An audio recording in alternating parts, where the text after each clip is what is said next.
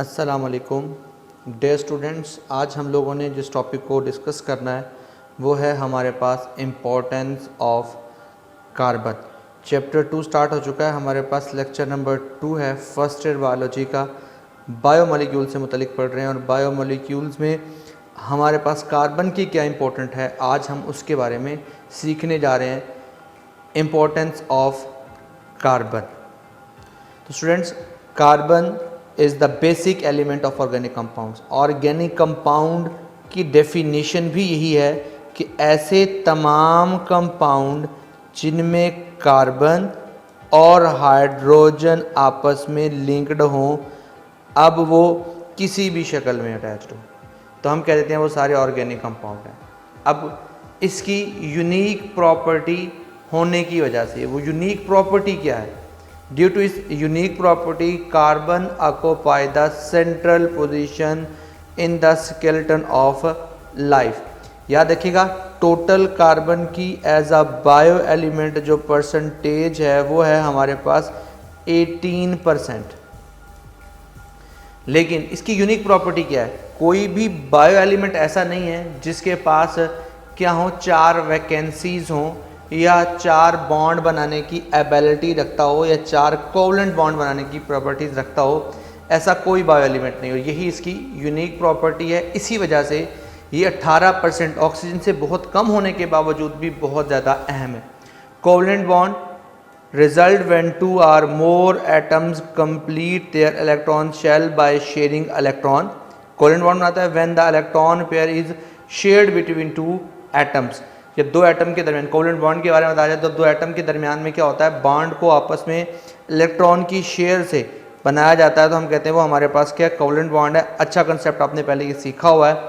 इसी तरह से कार्बन के पास क्या होते हैं, 4 बॉन्ड बनाने की एबिलिटी होती है और कोई भी बायो एलिमेंट ऐसा नहीं है जिसके पास ये कंडीशन हो। Carbon is a tetravalent. बात समझ लगी? टेट्रावेलेंट का मतलब क्या है कि इसके पास 4 एटम अपना इलेक्ट्रॉन देने की सलाहियत है या 4 लेने की सलाहियत है। ये 4 सिर्फ शेयर करता है कोवलेंट बॉन्ड से। It can react with many other non element forming a covalent bond. और कोवलेंट बॉन्ड के बारे में मैंने आपको यहाँ पर बता दिया। When a carbon atom combine with 4 atom or radical, atom से भी जुड़ सकता है या रेडिकल से जुड़ सकता है। The 4 bonds are arrange symmetrically, एक खास एंगल के साथ, एक खास तरतीब से, एक खास अरेंजमेंट में, इन आ टेट्राहेड्रॉन। टेट्राहेड्रॉन किस तरह से होती है, अगर फर्ज करें कि ये हमारे पास सेंटर में एक कार्बन है, एक बॉन्ड यहाँ पर लिंक कर जाता है, एक बॉन्ड यहाँ पर लिंक कर जाता है, एक बॉन्ड यहाँ लिंक कर जाता है और एक बॉन्ड यहाँ पर लिंक कर जाता है, तो हम कहते हैं कि ये जो एक शेप बनेगी, इस शेप को आप क्या कह देते हैं, ये आपके पास क्या है, एक तरह की क्या है, टेट्राहेड्रॉन शेप बन गई है इस तरीके से। ठीक है जी। And the result to give the stable configuration, finally क्या होता है, एक स्टेबल मॉलिक्यूल बनता है।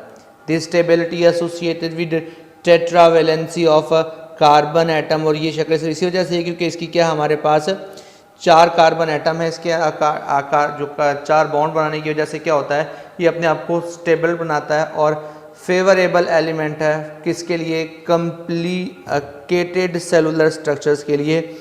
सेलुलर स्ट्रक्चर के लिए 4 बॉन्ड बनाने की वजह से ये सेंट्रल पोजीशन पर आता है और ये हर किसी मॉलिक्यूल के साथ जुड़ सकता है, दूसरे एटम के साथ जुड़ सकता है, बायो एलिमेंट के साथ जुड़ सकता है। हम कार्बन ऑक्सीजन की बात करेंगे तो कार्बन डाइऑक्साइड है, कार्बन हाइड्रोजन की बात करेंगे तो ग्लूकोज है, इसी तरह से कार्बन नाइट्रोजन की बात करेंगे तो पेप्टाइड लिंकेज के जरिए बहुत सारे मॉलिक्यूल आगे आएंगे।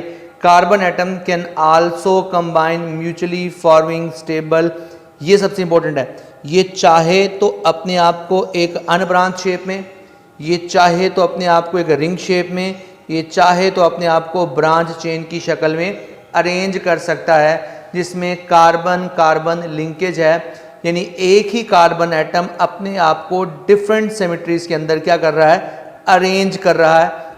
ये भी इसकी यूनिक प्रॉपर्टी होने की वजह से ये हमारे पास क्या है कि स्केलेटन ऑफ ऑर्गेनिक मॉलिक्यूल्स का हिस्सा है और ये दिखाए भी गए हैं किस तरीके से हमारे पास वैरायटी बनाता है। इसी वजह से ये बहुत सारे बायो एलिमेंट की वैरायटी का हिस्सा बना हुआ है, ये बहुत सारे बायो एलिमेंट का ये पार्ट है। तो याद रखिएगा, मैंने अभी बताया था कि ये कार्बन है वो मुख्तलिफ एलिमेंट के साथ बॉन्ड बनाता है।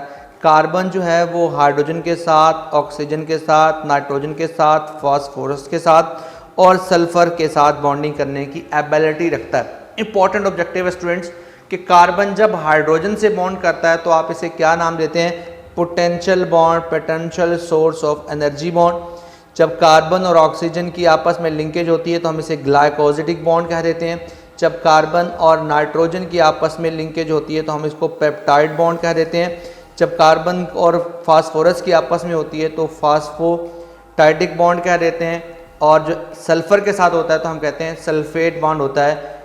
यही यूनिक प्रॉपर्टी के कार्बन एक ही वक्त में बहुत सारे इन बायो एलिमेंट के साथ डिफरेंट अरेंजमेंट बनाकर मॉलिक्यूल बना सकता है। तो इसलिए हमारे पास ये ऑर्गेनिकली बहुत बड़े बड़े मॉलिक्यूल भी बनाता है और बहुत छोटे छोटे मॉलिक्यूल भी बनाता है। अब जब ये बड़े मॉलिक्यूल बनाता है तब भी ये बॉडी की स्ट्रक्चर्स को बनाता है, बॉडी को एनर्जी देने का रिस्पॉन्सिबल होता है। जब ये छोटा हमारे पास बॉन्ड बनाता है तब भी ये हमारी बॉडी को एनर्जी देने की सलाहियत रखता है। Large organic molecules, macro molecules such as cellulose, fat, protein etc are क्या है? Generally insoluble in water, hence they form structure of cells. They also serve as a storage for smaller molecule जैसा कि glucose वगैरह को store करना, which term as responsible for providing energy to the body. अब देखिए यहाँ पर ये स्टोरेज दे रहा है किनको? ग्लूकोज वगैरह को, जो कि एक्चुअली बॉडी के लिए क्या होते हैं? एनर्जी को प्रोवाइड करते हैं। खुद ये करता है, मॉलिक्यूल जो होते हैं वो जोड़कर बड़े बड़े सेलुलोज के मॉलिक्यूल, फैट के मॉलिक्यूल, प्रोटीन के मॉलिक्यूल बनाता है। ये एक लार्ज मॉलिक्यूल है, ये छोटे छोटे सब यूनिट से मिलकर बने होते हैं। इसी तरह से हमारे पास छोटे छोटे मॉलिक्यूल कौन से? अभी आपने पीछे पढ़ लिया, ग्लूकोज भी इसी से बनता है। कार्बन हाइड्रोजन के अमीनो एसिड्स का जो लिंकेज होता है प्रोटीन बनाने के लिए वो भी होता है। फैटी एसिड्स जो फैट बनाने के लिए ज़रूरी होते हैं ये भी इसी के लिंकेज से ही बनते हैं। ये सारे के सारे एक्चुअली क्या हैं? कार्बन से मिलकर बने होते हैं और ये एक्चुअली क्या है? ये सोर्स ऑफ एनर्जी है।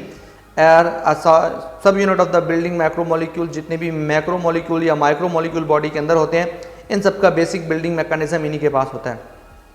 Some small molecules are so unstable that they are immediately broken down to release energy. जैसा कि एटीपी टूटता है तो हमारे पास क्या होता है? फ़ौरन से इमीडिएट सोर्स ऑफ एनर्जी की सूरत में हमारी बॉडी को क्या मिलती है? एनर्जी मिलती है, हमारे सेल को एनर्जी मिलती है। तो स्टूडेंट याद रखिएगा, कार्बन हमारे पास बहुत ज़्यादा इम्पोर्टेंट है। क्यों कर इम्पोर्टेंट है ये बात आपको समझ जानी चाहिए। इसी वजह से इम्पोर्टेंट है कि इसके पास टेट्रावैलेंसी है और ये एक ही वक्त में बहुत सारे क्या कहता है? ऑर्गेनिक कंपाउंड बनाने के लिए, इनऑर्गेनिक कंपाउंड बनाने के लिए हमारे पास क्या डिफरेंट किस्म के मॉलिक्यूल से या बायो एलिमेंट के साथ जुड़ सकता है। और टेट्रावैलेंसी होने की वजह से इसकी स्टेबिलिटी भी ज़्यादा है और अपनी मर्जी से जिस तरह की मर्जी ब्रांच, अनब्रांच और रिंग शेप को अपने अरेंज कर सकता है। इसलिए कार्बन को बहुत ज़्यादा इंपॉर्टेंस हासिल है। इंशाल्लाह नेक्स्ट टॉपिक में हम लोग वाटर के मुतालिक पढ़ेंगे, वाटर हमारे पास कितना इंपॉर्टेंट है। तब तक के लिए अल्लाह हाफिज़।